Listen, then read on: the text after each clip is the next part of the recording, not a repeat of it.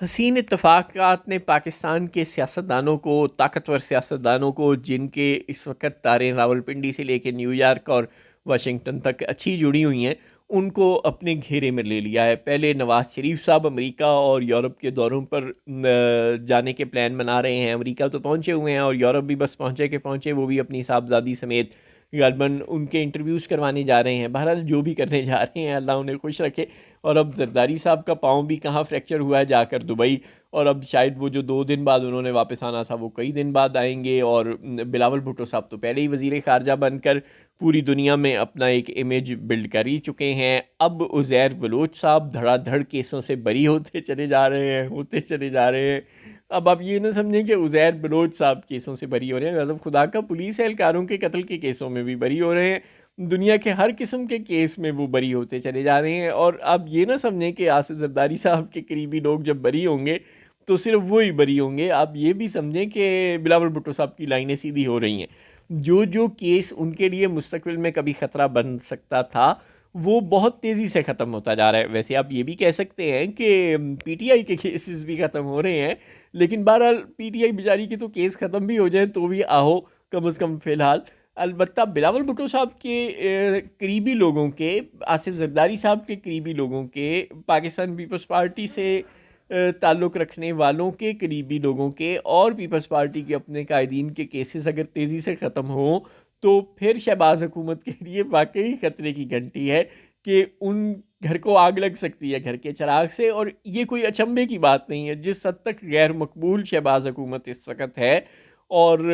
جس حد تک بے بس ہیں نواز شریف کے، قاضی فائز عیسیٰ صاحب کے جاتے ہی وہ خود ہی باہر چلے گئے ہیں، اور ان کے اپنے ہی دوست اور رفیق میاں جاوید لطیف صاحب دنیا کو بتا رہے ہیں کہ آپ کو کیا لگتا ہے کہ ہم پاگل ہیں، اور یہ محض اتفاق ہے کہ قاضی صاحب آئے تو ہم آ گئے اور گئے تو ہم چلے گئے،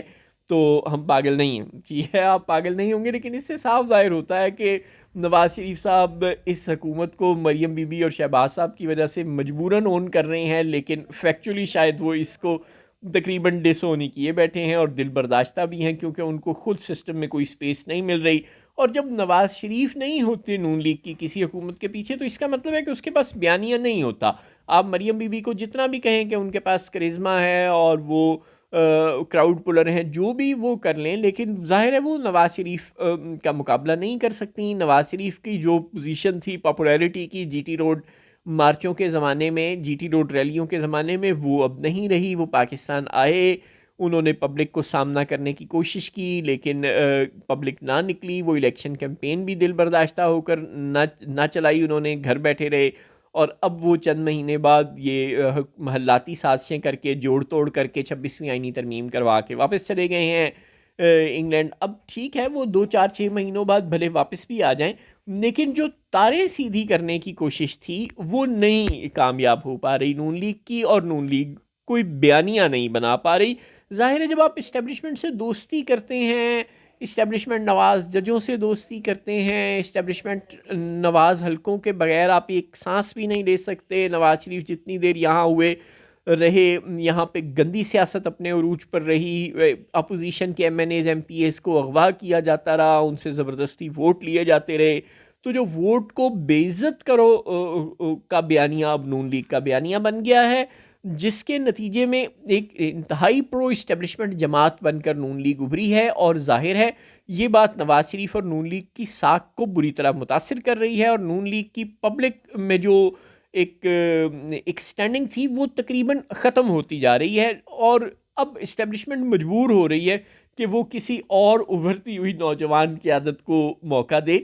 تاکہ کم از کم اس کے جو اقدامات وہ اٹھا رہی ہے اس کو کوئی عوامی تائید بھی مل سکے۔ اسٹیبلشمنٹ کو لگ رہا ہے کہ وہ پاکستان کی معاشی بہتری کے لیے بہت کوششیں کر رہی ہے، ویسے آپس کی باتیں کر بھی رہی ہے، اس میں کوئی شک بھی نہیں ہے۔ جنرل عاصم منیر نے جو بھی انہوں نے پاکستان تحریک انصاف اور اختر مینگل کے ساتھیوں کے ساتھ جو بھی ہو رہا ہے 26ویں آئینی ترمیم کے معاملے میں یا الیکشن کے زمانے میں، لیکن مینڈیٹ چوری کے زمانے میں جو کچھ بھی فوج پر الزامات لگ رہے ہیں وہ اپنی جگہ ہے، لیکن فوج نے ڈالرائزیشن کو کنٹرول کرنے میں، ڈالر کی سمگلنگ کو کنٹرول کرنے میں، پیٹرول کی سمگلنگ کو کنٹرول کرنے میں کچھ نہ کچھ حصہ ملایا ہے، منی لانڈرنگ کو کنٹرول کرنے میں حصہ ملایا ہے، پاکستان کی معاشی بہتری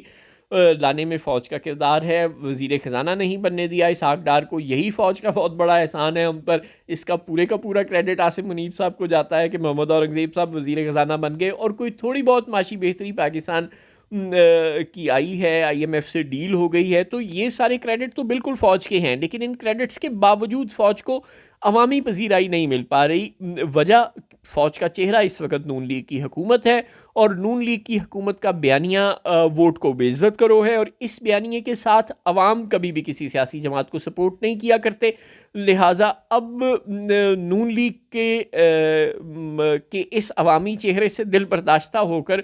شاید بتدریج اسٹیبلشمنٹ رجوع کر لے بلاول بھٹو کی طرف, کیونکہ عمران خان تو فی الحال آپشن ہے نہیں. ہاں, اگر عمران خان مائنس ہونے پر تیار ہو جائیں, خاموش رہنے پر تیار ہو جائیں, اور بقول چند طاقتور لوگوں کے اپنے منہ پر زپ لگانے پر تیار ہو جائیں,